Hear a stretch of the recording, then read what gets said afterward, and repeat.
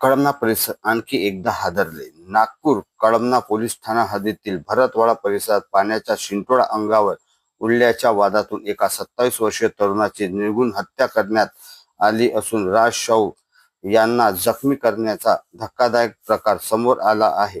प्राथमिक माहिती अशी की सकाळी 10 वाजताच्या सुमारास योगेश शाहू, राज शाहू आणि त्याचा मित्र रोहित हे तिघेही भरतवाडा येथील HP गॅस गोडाऊन समोर चहा नाश्ता सेंटरला गेले असता यावेळी तेथे उपस्थित असलेल्या योगेश युगासोबत पाणी उडल्याच्या कारणावरून वाद वाढला आणि दोन्ही बाजूंनी वाद विवाद वाढल्याने पाहून मंगेश तिथून पळून शुभम पिल्लोरे यांच्या घराजवळ पळत जात असताना प्रफुल्ल बांते याला हा प्रकार सांगित असताना शाहू बंधू तेथे आले असता प्रफुल्ल बांते संतापून शिवागाळ व मारहाण सुरुवात केली असता तेथे शुभम पिल्लोरे व त्याच्या परिवारातील लोकांनी येऊन लाकडी दांडा व चाकूने हमला चढविला. हत्या व जबरी जखमी करत पळ काढला. यात 6 आरोपींना पोलिसांनी पकडले असून पुढील तपास पोलीस ठाणे कळमना करीत आहे. परंतु एक पाहता असे किरकोळ वादावरून अशा हत्या होत राहते तर लोकांची मानसिक स्थिती कशी आहे हे या